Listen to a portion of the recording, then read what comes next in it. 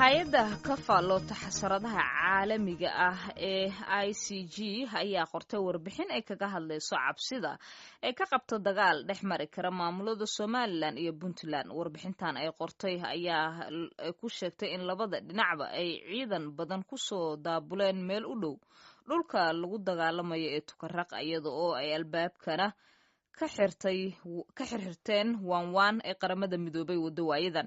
Haddaba warbixintan waxaa inoo faahfaahinaya Maxamed Cabdi Xasan.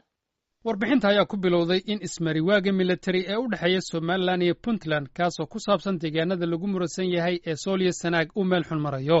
Labada dhinacba waxaa laga soo sheegaya in ciidan badan ay geenayaan deegaanka u dhow Tukaraq oo ah degmo istiraatiiji ah, furinna u ah dagaalka la doonayo in lagu kala qabsado. Warbixinta ayaa qortay in hogaamiyaasha labada dhinac ay sare u qaadeen lahjadoodii dagaal, isku daya dhinaca waawaanta ahina ay guuldaraysteen.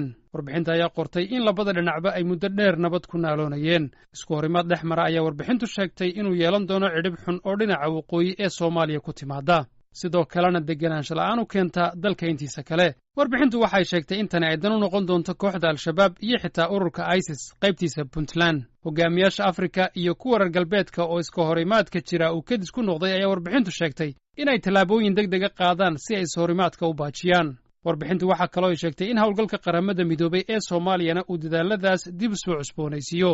Etoobiya oo xidhiidh wanaagsan la leh labada dhinacba horeyna kaalin uga geysatay inay xiisadda qaboojiso ayaa warbixintu sheegtay inay qaramada midoobay baritaarto. Dalka isutaga Imaaraadka Carabta iyo deeq-bixiyaasha reer galbeedka ayaa iyagana warbixintu sheegtay in tallaabadaas oo kale ay qaadaan.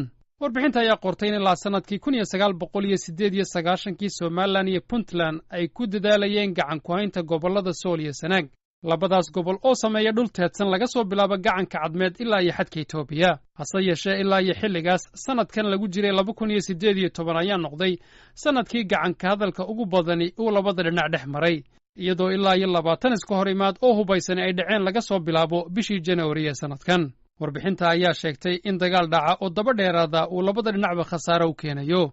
Dagaalku waxa uu keeni karaa barakac baahsan, arrintaas oo uga sii daraysa xaaladda bini'aadannimo ee Soomaaliya ka jirta. Dhinaca Puntland ay warbixintu sheegtay in iyadu ay u nugushahay dagaal daba dheeraada oo ay Somaliland la gasho. Ciidankeeda ayaa warbixintu sheegtay inay baahayaan marka la eego dagaalka isna kaga socda buuraleyda Galgala iyo deegaano kale oo ISIS ay joogto. Dhinaca Somaliland ayaa iyadana warbixintu sheegtay in dagaal ay Puntland la gashaa uu dhaawici karo sumcaddii ay ku lahayd inay tahay deegaan xasiloon oo siyaasad wanaagsanna lagu maareeyo. Taageerada deeq-bixiyaasha ee dhinaca horumarinta ayaa warbixintu sheegtay in shardi looga dhigo inay horumarka sii waddo oo keliya maahee ay khilaafyada soo baxa isxakamayn iyo xal nabadeed ku maarayso. Dagaal ay Somaliland ka gasho Sool iyo Sanaag ayaa warbixintu sheegtay inay dhaawac u geysanayso sumcaddii ay ku lahayd dalalka dibadda.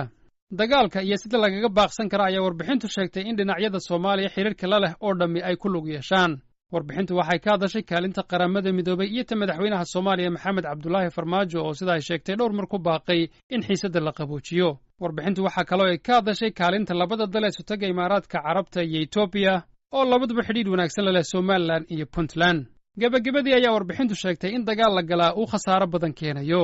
Dhinaca Somaliland ayaa warbixintu sheegtay in sumcaddeedii dunida ay dhaawacayso, halka Puntlandna ay sheegtay in xaaladda bini'aadannimo ee jirta ay ka sii darayso islamarkaasna ay mijaxaabinayso dadaaladii lagaga hortegay ururka Al-Shabaab iyo kooxda yar hase yeeshee khatarta badan ee ISIS. waa tahay warbixintaasi ICG ay ka soo saartay dagaal ay ka walaacsan tahay in uu dhex mari karo Somaliland iyo Puntland ayaan intaasi kusoo gabagabeynaynaa. Maxamed Cabdi Sandheer ayaa nala socodsiiyay.